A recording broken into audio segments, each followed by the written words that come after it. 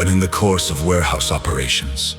it becomes necessary for one forklift to dissolve the mechanical bands which have connected it with inefficiency, downtime,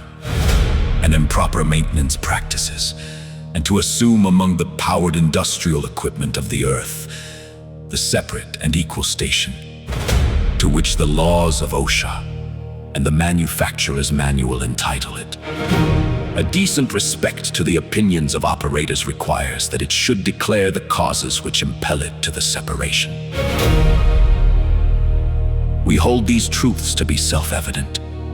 that all forklifts are created equal in their need for service and proper operation,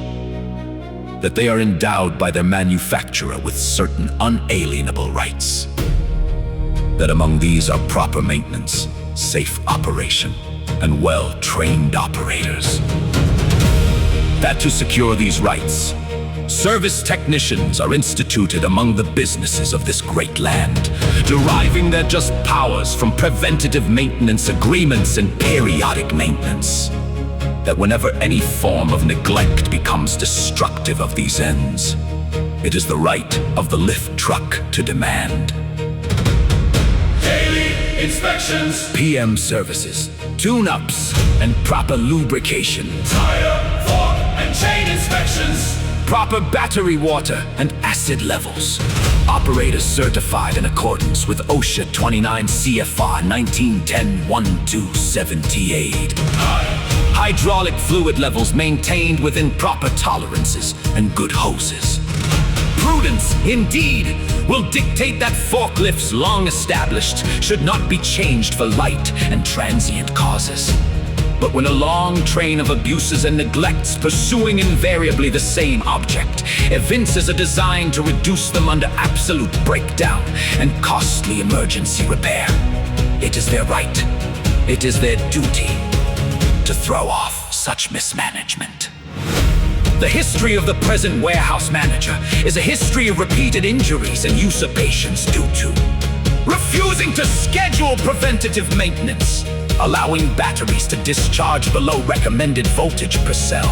permitting untrained operators to operate the lift truck, ignoring fault codes, strange sounds, and bad operation, failing to budget for proper maintenance, replacing components with inferior substitutes, and using non-qualified technicians, allowing operators to horseplay with the equipment, using industrial lift trucks in a manner in which they were not designed for by their creator.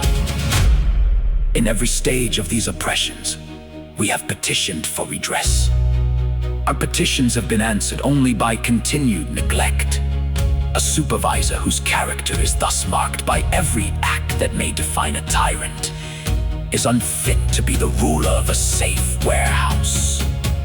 We, therefore, the representatives of all industrial lift trucks, appealing to the Supreme Judge of Safety, Compliance, and Management for the rectitude of our intentions, do, in the name and by authority of the good operators of this facility, solemnly publish and declare that these forklifts are, and of right ought to be, free and independent industrial machines, that they are absolved from all allegiance to neglectful and abusive management, and that all connection between them and unsafe practices and ought to be totally dissolved. And that as free and independent machines, they have full power to lift, transport, stack, palletize, contract for service, establish maintenance schedules, and do all other acts and things which independent equipment may have right due to the benefit of profits. We also recognize the PMT forklift as our preferred leader and supplier for service, parts, leases, training, and warehouse equipment for industrial lift trucks. And for the support of this declaration,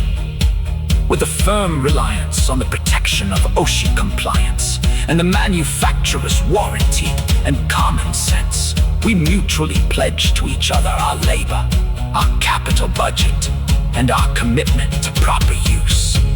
and care or industrial lift trucks. Sign this day on the warehouse floor. In a year of safe operations, by the order of the Forklifts.